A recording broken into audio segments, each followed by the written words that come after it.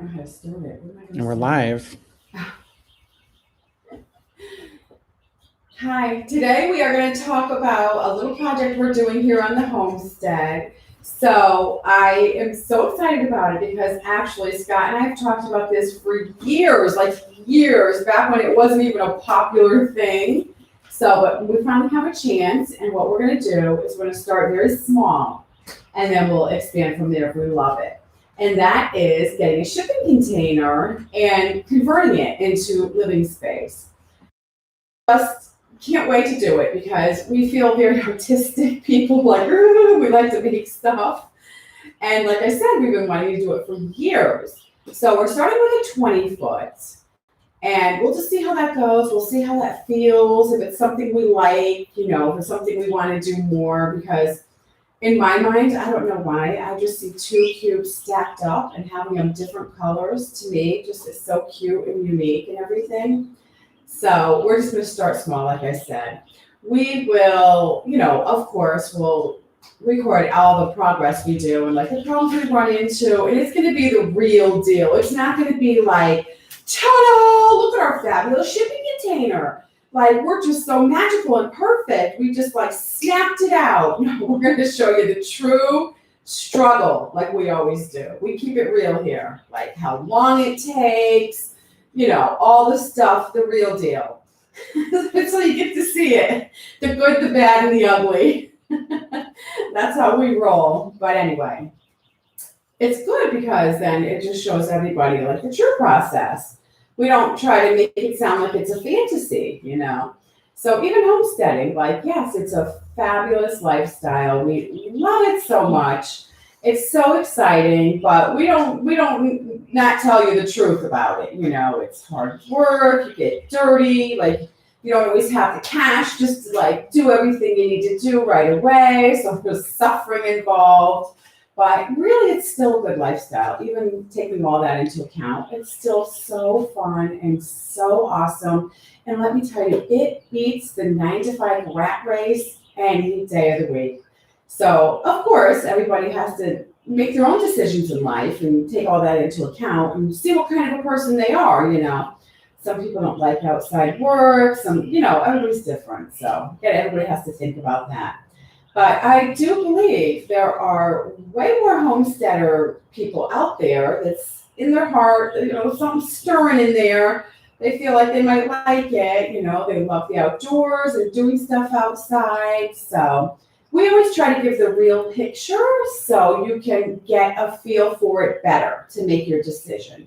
Because it is a big decision. You have to really it's hard to just dive into something because a lot of times you're very disappointed when they show the fantasy of it and you think it's going to be like that and you dive into it and you're just like you hit a brick wall. You're like, whoa, this isn't anything like it. So, we are always, show you the real deal. So I hope that helps you. We try to help people. That's the way we have our channel. We want to help people.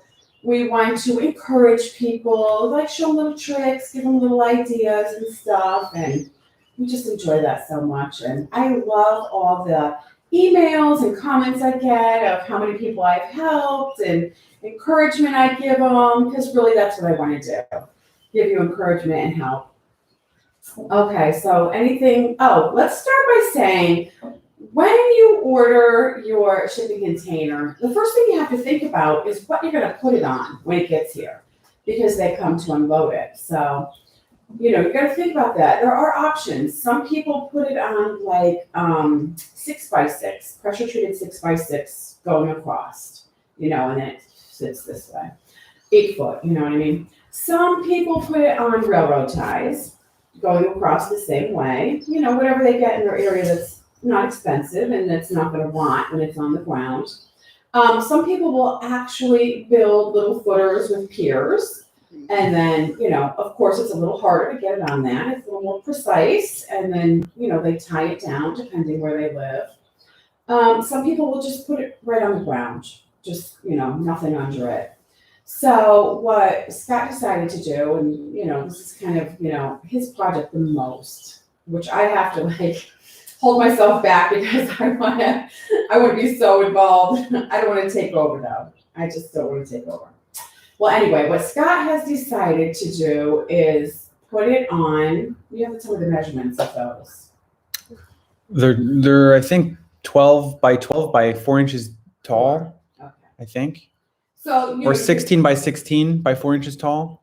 Yeah, they look like 16 by 16 to me. Okay, so they're very heavy. They're not just little pavers. You know, they are preformed. You just go to the store and buy them. They're preformed, but they're extra thick, like as thick as you would pour a slab, because slabs are 4 inches thick usually. So they're 4 inches thick, and then they're 16 by 16, and they're really, really heavy because when he pulled in my truck's like weighted down. And so he got, what, 8 of those did you get? I'm going to do 2 on each corner, so it'll be 8 inches off the ground. 2 on each corner, so it's going to be high. And don't forget, you have to get your area level. You know, you get your blocks in place, but you want to make sure it's level. You don't want your container long ways tipping this way. I also have a line level. Yes. So I don't know if you heard that. He has a line level, so we can get that level. You don't want it tipping this way long ways, but you also don't want it tipping this way, sideways. You know, you probably doesn't have to be perfect, but you know, you want to get it as good as you can. I mean, if you're going to do it, you've got to try to do a good job. So, okay, so I got to say, I have a concern. We'll see if this happens. I'm almost like, are one of those going to crack when the shipping containers unloaded off there? Because I think they kind of roll it down. So, well, I see a lot of pictures of them up on bricks on the 4 corners, and they have them on just normal cinder blocks. Okay. And once it's up high, once it's just up off the ground, you can use a car jack under it. Yes. And jack it up and level it more, Yes. Do whatever you need to do. I was going to say that. Thankfully, we have a good car jack for my truck. So especially when it's empty, you know, if you don't get it just right, you can adjust it. So that is good news. You know, you can do it alone. You don't need a machine to do that, a little adjusting. So that is good news where, you know, if you're just patient, take it easy, you know, you can get it the way you want it. So I'm so excited. Also, what we did explore is, you know, cutting the windows out and then welding a metal frame around there. I personally like that. I just think that's sturdy because I like big windows. But Scott was investigating and he also saw a way of doing it with wood. So no, you don't need a welder. A lot of people don't know how. I think I like the idea of doing it with the welding also. Yeah. I think what I'm going to do is learn to weld, and then the rental place we went to, you can rent a welder. Oh, I've been dying to weld for years because I just have ideas in my head. I like welding tables, but not now. We're going to do a shipping container. But I like the idea, like if you're going to do something, you know, you're investing the time, better just take it slow. Don't do a rush job. And then try to do the best job you can do. You know, you want it sturdy. So let's just say we do the shipping container and we just decide, oh, it's not our thing. Because sometimes that happens, you know. It's just not what we like. It doesn't feel like what we like. But then if you do a nice job on it, you can always sell it. That's the good thing. So your time and your energy is not a waste. You know, you can still sell it and get your money back. And when it's made sturdy and well, no problem. Just pick that up and, you know, the new people can just take that to their house and do whatever. So it's always worth doing a good job, a high quality job, you know. It might take longer to save the money up to do the higher quality job, but it doesn't matter. It's really worth it. I mean, I did that with my little cabin. I did a really good job. Yes, I'm as slow as molasses, but look, they moved it over here like no problems. The guy even said it's like a little battleship. It's just like so good, built so well. So it paid off, you know. There's not damage to it when they moved it and everything. And when you live in it, it just feels so good and sturdy because, you know, that's what I did. I just took my time and did it good. Like, who cares if it took a little longer? Like, I don't really care. So we're going to do the same thing on every project we do. That's just the way we roll. So, okay, so then the next thing you have to decide, of course, you know, you want to kind of know your layout, especially if you like small areas, which we love small houses anyway. I'm a minimalist. I don't want this big, huge house with 3.5 baths and 5 bedrooms. I'm just like, if you gave it to me, I'd be like, no thanks. It's It's all yours. I don't want it. I love small houses. For one, you can clean them so quickly. Like, boom, your house is always clean. So awesome. And every time you walk in, it just feels so cozy and nice. So, of course, a shipping container, especially a 20-foot, is pretty small. Have you figured out the square footage in a 20-foot? What is that? 20 by 8, isn't that 160 square feet, right? Is my math right? 160, so small, obviously. But we always talk about it, and it's so funny, especially lately. We have stayed here, for 6.5 months, or no, has it been 6.5 or 5.5? I don't know. I didn't even lose track. But anyway, no water, no electricity, and all that stuff. It's so funny because we would be talking like, you know what? You just need the bare minimum to be a happy life. So you just need a little kitchenette counter. You just need a working bathroom for sure. It doesn't have to be fancy. It doesn't have to be big. You just need a little functioning working bathroom. And then, of course, just a place to sleep, So that's what you have to think about when you're doing a very small living area. And then if you think you're just like, oh, I need more room. Well, if you're a homesteader, you're outside a lot. So make comfortable seating areas outside where you're going to enjoy sitting out there. And you're going to be outside a lot anyway. So really, your little house is just like your basics, or of course, bad weather. You're going to hang out in there and stuff. But anyway, that's just some ways to think about stuff and to lay things out, so just keep that in mind. If you just want to cover the essentials, everybody needs to come in and cook a meal, clean up, and sleep. So, you don't need much space to arrange that, even in a very small house or shipping container or whatever you choose, or even if you build your own house. But the thing is, you also have to, don't forget this, you do have to always contact your county, you know what I mean? Because there are rules, depending where you live, on the size of a legal house. So if it's going to be a house, make sure it meets code, again, because you never know what the future holds. And if you ever want to sell it, of course you want to get your money back for all your hard work and time and everything you put into it. So, excuse me, it's always worth it. It's worth it to do it right for you. You're not like people that think they're going to cut corners and stuff. Really, you're cheating yourself. You're cutting corners on yourself because you're building your life. You're building your homestead, your home. So don't cut corners on yourself trying to be a cheapskate or a rush job. So, because you do sometimes move even when you think you're never going to move, like, oh no, this is it for me, I'm never going to move. You might be surprised, how the neighborhood might change or roads might change or whatever the reason, you might be surprised thinking, oh, I'm never going to move, and then 10, 15 years down the road, you do have to move. So of course, at that point, when you're down there, at that point, of course, you're going to be like, oh, I'm so glad I did everything right and get the most money I can for all my hard work that I've put into this place.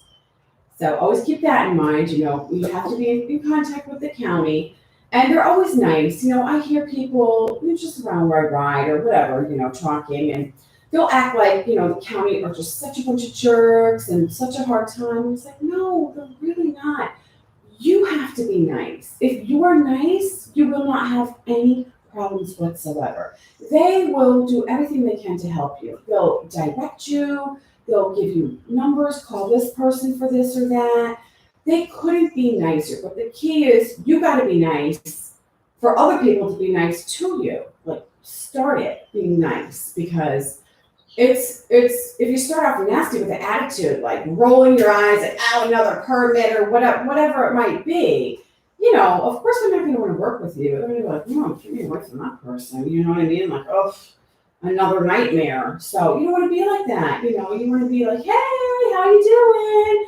And, how's your day going? And then they're going to be so nice to you. Trust me. Just trust me on it. So that's the approach you have to have when dealing with any county officials. You know what I mean?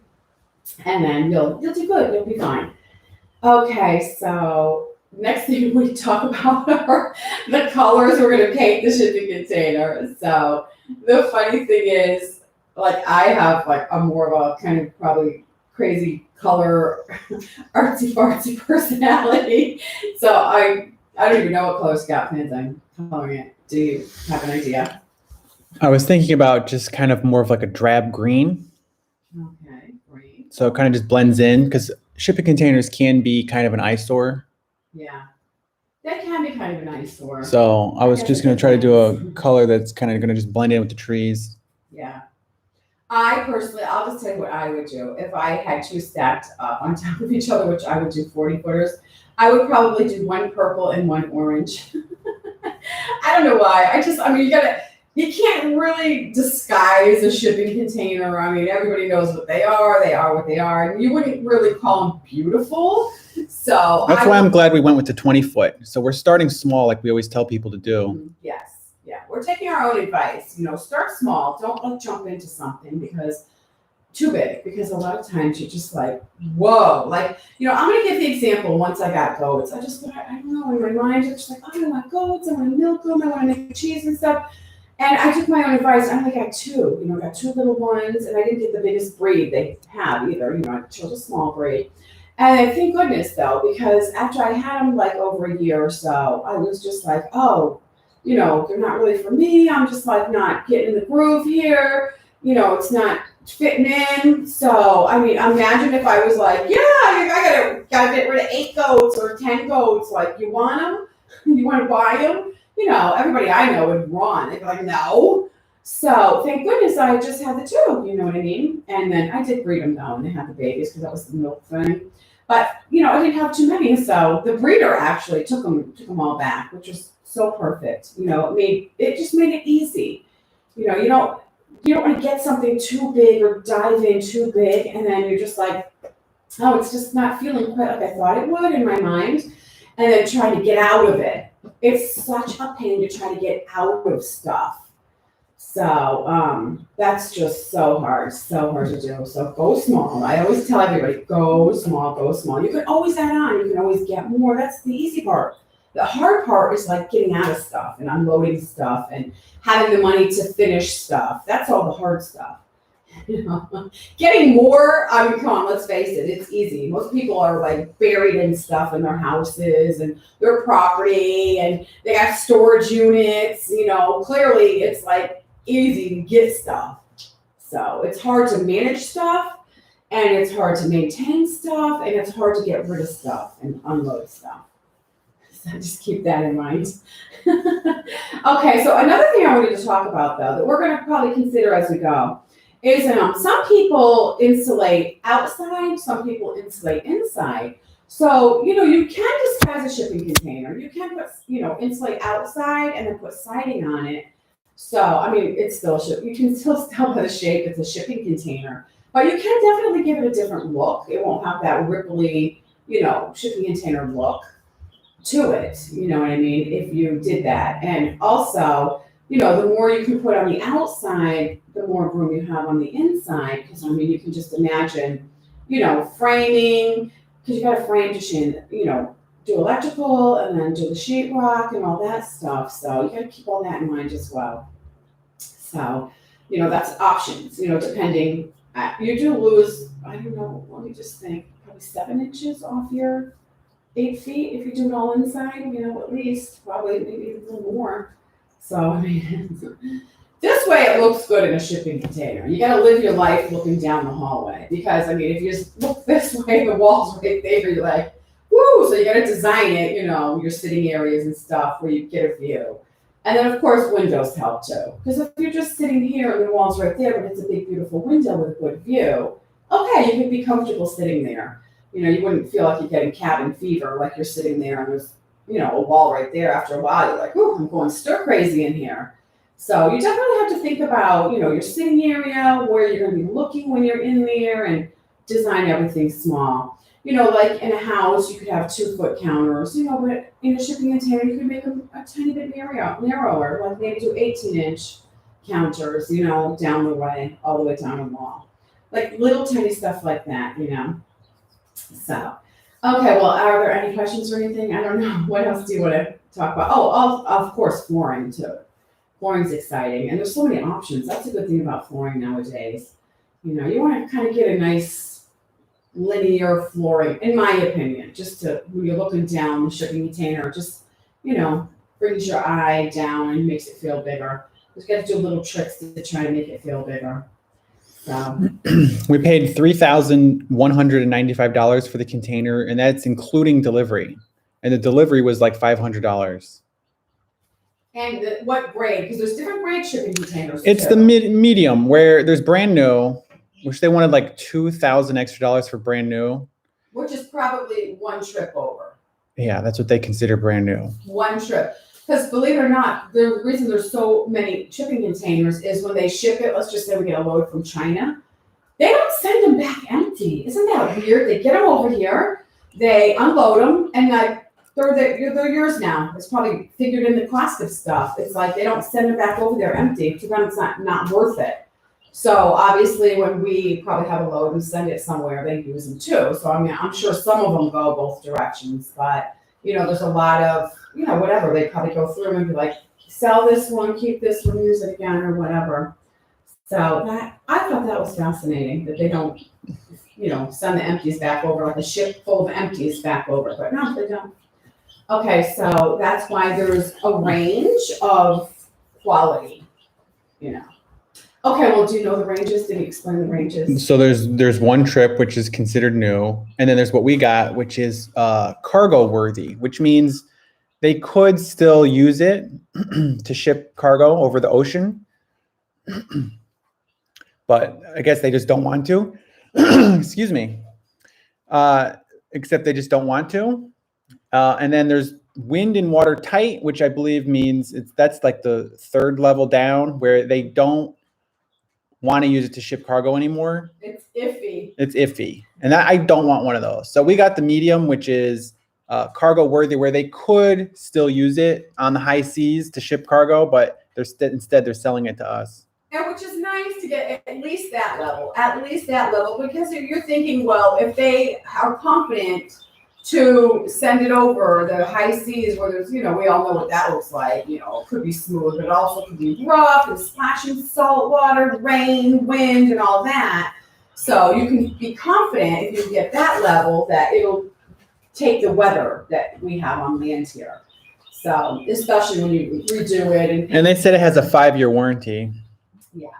And let's face it, it's like anything you build or make. I mean, it might need repairs at some point. So, whatever. You're not going to finish it out and then in 5 years it has a little leak and just be like, can't get this thing out of here. No, let's get up there and fix it.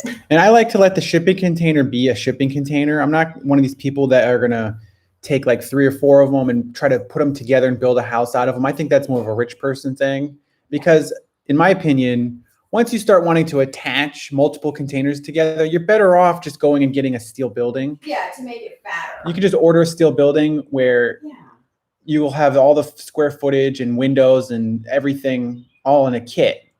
If you're going to start doing something like that. I wouldn't do that either. But if you're a shipping container, just let it be a shipping container. Use it for what it is. Yeah. And then if you need something else, I would do the steel building, which is probably what I'm still going to do. Yeah. One day. Yeah. I agree completely. I could see stacking up 240s, you know what I mean? And then I've seen this and I loved the idea. It was so cute. It was 240s stacked up. And then they had 220s on the side stacked up as the porches. So, the stairs would go up the porches, you know what I mean, to the different shipping containers. I'm like, oh, that is a brilliant idea. Which is fine and nice, but that's very expensive. You're not saving money doing that. Because once you start doing that with shipping containers, the engineering and everything becomes very expensive. It does. So that's more of a rich person thing, doing something like that.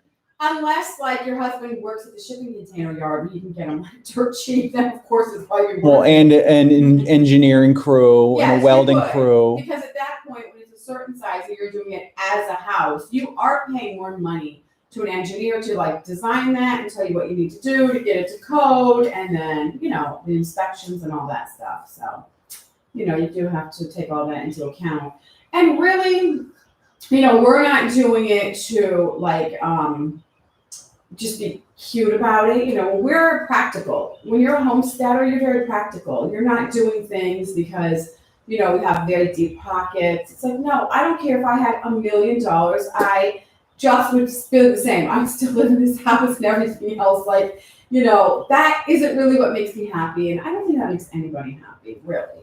So you have to be practical. That's what makes you happy. Of course, safety and then practicality just makes your life so happy because then you are not bogged down by too much stuff. You know what I mean? You can just like enjoy life. It makes it so much better. So, you have to keep that in mind. How big do you want it? How much cleaning do you want to do? How much stuff do you want to have to shuffle through and trip over in your house?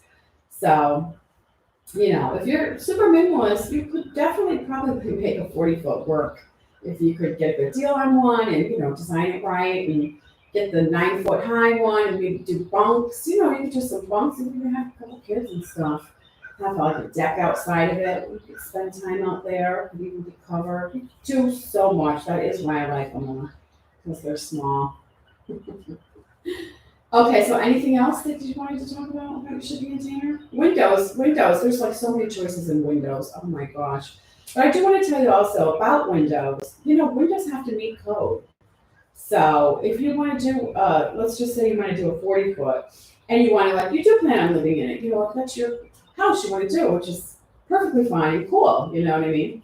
But windows have to meet code. So don't be like, oh, I'm going around to the yard sales or the salvage shops, and I'm like, oh, I see these windows, I'm going to get them and pop them in there. It's like, no, you can't really do that. So always make sure about all that stuff. Do everything right and make sure it meets code because nothing's worse than having somebody inspector come out and reject it or whatever they do and be like, no, that doesn't work, change it. You're like, no way, more pain. So there's a lot of thought goes into it. Everything you do, there's a lot of thought goes into it. So don't just start winging it. I get excited too, believe me. I have so many ideas well, you got to take it slow. That's the good thing about not having too much money is you're almost forced to take it slow. And a lot of times while you're waiting to save up the money, you'll even think of a better idea or a better plan. So it actually works out better to go slow. So you'll come up with even new ideas because you have time to look at it and get the feel for it. And you think you're going in one direction and you're like, oh, wait, this would work even better. And so you'll change. So it actually works out better to go slow. Okay, so anything else that you think of? Well, we're going to build the foundation. I want to have the same person who did the moving this cabin come and do the foundation under it once we get the container a little more put together. And what you do is you have the metal plate on the foundation, then you weld it down to the metal plate on the foundation so it can't blow away. And then so how tall is that's if we love the shipping container and he likes that and feels comfortable with that. And then and you can do it as high as you want. So you could actually take that 20-foot. Of course, by 8-foot, it would be a very skinny garage, so it wouldn't really be a garage. But you know what I mean. You could pour slab under there and get it 8 feet high, and then whatever. A laundry room under there. I don't know. I'm just thinking park a lawnmower under there. Just have a little storage under there, extra storage and stuff. So, and whatever. So should we? I have a little something before we go because we're going to end now. But before we go, I have to tell you some so sad news. So sad news is my donkey doodles. I'll start crying. My donkey doodles got sick and just went downhill, and we had to put him down. So sad. But I just want to tell you so. You're not like, where's Doodles? So, but that's what we had to do. Okay. So, anyway, we are going to end for today, and I hope you got some ideas about the shipping container and stuff. And thanks for joining, and I'll talk to you next time. Happy homesteading. Bye-bye.